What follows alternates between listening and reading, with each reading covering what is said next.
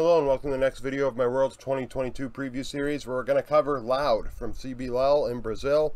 They would win, well, the Worlds slot off of Pain Gaming yesterday. A very surprising win for, I'm sure, a lot of people because Pain has been a mainstay with CBLOL and Brazil in getting into these international events. So Loud ends up showing up. This might be the first time that they're having an opportunity at an international event. Down the stretch, actually, in my minor region power rankings, Loud ended up creeping up in there. You know, the last 2 or 3 weeks of the split, they got hot, and then they stayed hot throughout the playoffs. They hit a speed bump, they grew from it, and they 3-0'd Pain. I mean, it was impressive, at least statistically. During the week, I'm going to watch the finals from all these minor regions and maybe do a minor region love part 3. But yeah, so we're going to go over CBLOL today, or Loud in this case. In the description, you're going to find 3 links. Twitter, follow me there if you'd like. Discord, we have a pretty active Discord, I guess. Well, I know it's active, but relative to its size, I asked today in the chat, you know, do you guys think this is pretty active? And a few people said, actually, yeah, given the size of the subscriber base I have and things like that, we are pretty damn active. So if you want to come on in, come on in. We have some nice things planned for Worlds and afterwards. Also, there is a memberships for my channel, $3 to support me so I can keep making videos, and $10 a month for predictions and things like that if you do esports gambling, betting, or NFL football, American football, fantasy football, that sort of stuff. I do extra videos for that. Now, Loud. Coach is Vaughn. Vaughn is 2-13 at international events, so this is not boding well in that regard for CBLOL. We're coming off of an MSI appearance where CBLOL actually showed up in a big way. Red Canids looked pretty damn good, surprised a lot of their fans. You know, they went in there. I remember I had a lot of I mean, it's my most successful video, right? My MSI 2022 preview for Red Canids. A lot of people thought, a lot of their fans thought, we're not going to do that well. And they came out okay.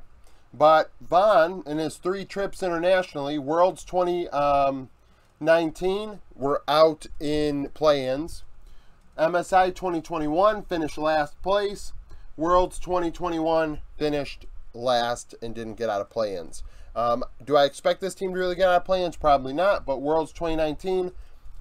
I mean, obviously, we just said Vaughn was the coach of the Worlds 2019 and 21 teams, but 2020, they would also finish in play-ins in last place. So, what does this mean? Well, I mean, we'll see how CBLOL does, right? There's some things to look at here that you can be, you know, this team has some things that you can be like, okay, there is something new here. There's something fresh. There's opportunities that they haven't had in the past, right? So Robo has been around for a minute. 2.8 KDA, 7.8 CS per minute, and 64.2 KP in top lane in CBLOL playoffs. Is that good? No. 7.8 CS per minute is below 8. I would like that to be at 8 or better in top lane, especially from the top, like, team's top laner. 64.2 KP is a little higher than normal, but 7.8 is, you know, these minor regions, you have to kind of dominate your minor region to have an opportunity at these international events. When we get to Detonation Focus Me and Chief Esports and teams like that, their stats are going to probably look a lot better. 23.5 damage share, that is high for a top laner. Usually we're around 21%, 23.5 is high. 523 damage per minute is high, so he deals a lot of damage. You can't take that away from him. He's ahead in lane more often than not at 15 minutes. On average, he is ahead in gold, XP, and CS. He had 6 solo kills and played 7 champions in 15 games, including a Rumble game. So that's interesting. 6 solo kills is a ton. In only a 15 game span in the playoffs in not an international event, but in the playoffs. Like, it is a sizable thing to be able to gap top laners like that, especially when he's behind in farm. Well, not behind in farm, but not farming at the level that he needs to be like elite. But he's been around the block. He went to MSI 2017, finishing 8th, 9th, Worlds 2019, 21st, 24th, MSI 2021, 7th through 9th. So internationally, Robo is 7 and 10, which isn't that bad actually. 128 KDA is bad. 774 CS per minute, 61.2 KP. Dies a lot, gets gapped in lane. That is definitely the case across his 3 international appearances. We'll see how he does at Worlds. Given that he had 2 MSIs and 1 Worlds there, he did not have a lot of opportunities to play against players of similar level.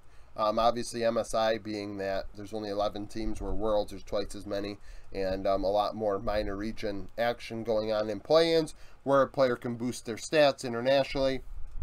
We'll see how Robo does this time around, and maybe, you know, finish out of the basement in, you know, the tournament. In jungle, you have Croc. Croc is an import, Korean import. He's played in the LJL Challengers. He's played, I believe, even in other regions outside of CBLOL and Japan. 3.4 KDA, 5.2 CS per minute, 67.9 KP. This is kind of weird because usually, I mean, I'm the type of person that says 70 KP is average, 5.5 CS per minute is average. Now, that will vary based on which number goes up or down. If you're not farming, then are you creating, you know, kills? Are you farming more and creating less kills? You know, like, what is the thing here? Both of these numbers are below those thresholds. However, I do know Croc statistically looked very good in spring. When I did my my CBLOL preview video back before summer even occurred, Croc was highly rated. So that is a thing. 13.3 damage share, which is pretty normal for a jungler in this meta. 307 damage per minute. That's just standard. When you play a lot of Sejuani, Trundle, and Poppy, that's going to happen.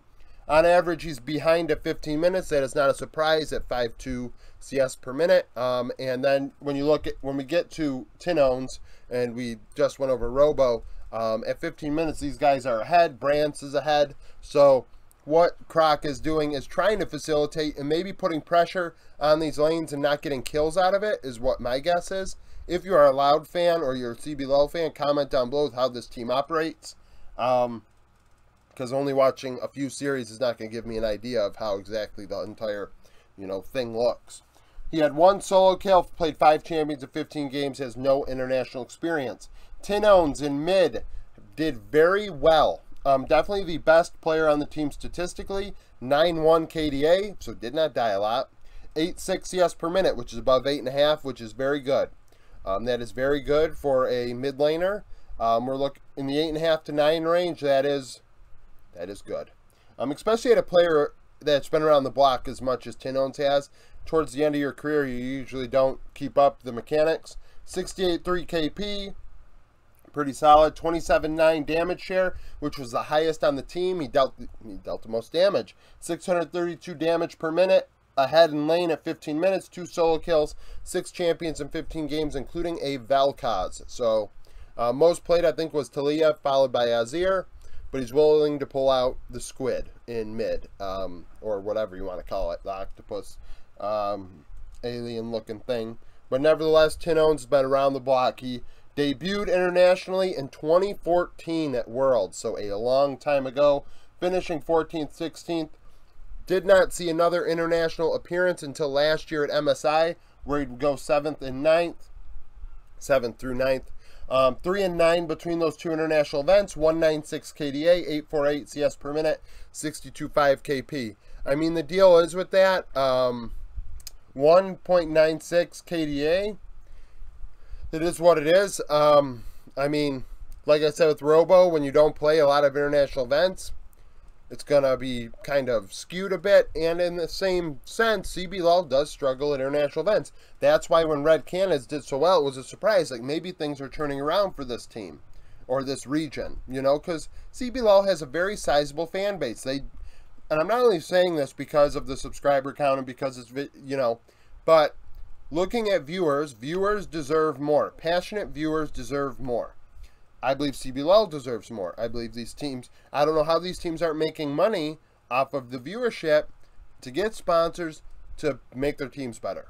I don't know how.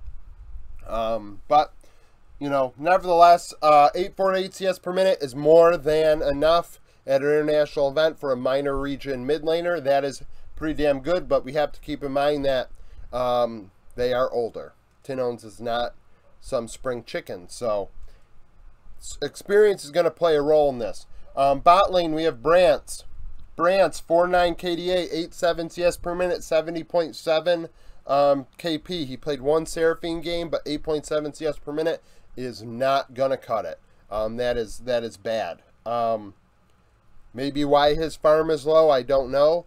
But on average, he's ahead at 15 minutes, deals 27.2 damage share, 610 damage per minute, had no solo kills, 7 champions in 14 games. This is a bot lane meta. Sivir, Zeri, Lucian, Kalista, Aphelios. Going down the list here, we're seeing a little bit of Jinx, we're seeing a little bit of Varus. I know I'm missing champions, but the point is 8.7 CS per minute in this meta is not going to work. He's going to go against, I mean, if he goes against Reyes in bot lane, or Udapon, or, I don't know, freaking Shun and Koala, well, no, they're the 1 seed. Who's beyond? I don't know who Beyond's bot lane is yet. I'll figure it out. But or against Shogun and Taki if Saigon Buffalo lost, or Style. Is Style Style I think was Gam's bot laner and not Team Secret. Point is, Brance is going to be behind on average. If he's behind on average against his own region, he's going to be behind on average against the people at this event. He's young. I think he's a rookie. So this is going to be a learning experience for him. We're going to see how he progresses throughout the tournament in however many games they play, right? That is kind of how we're going to have to look at this team. Like I said, there's opportunity because Croc, Brance, and Seos are new players to this international event. Are they going to be showers, or are they going to, like, you know, crumble? And that's the thing here. Seos had support, 4.6 KDA, 73.1 KP. On average, clears 1 ward every 3 minutes, drops 6 every 10. Played 7 champions in 14 games, including a Senna. So, Seos can do a little bit of everything down there. No experience internationally. Another young player alongside Brance. I don't think many people thought this team was going to get here, but it is here. So, I mean, comment down below with what you think this team is going to do at this event. Like the video if you like it. Subscribe to the channel for daily League of Legends content. Hit the playlist. Go through the videos. All the teams are going to be listed there by the time the event starts, as well as a couple other videos that I'm going to do that are Worlds related. Join the Discord, follow me on Twitter, and become a member of the channel if you'd like, and thank you for watching.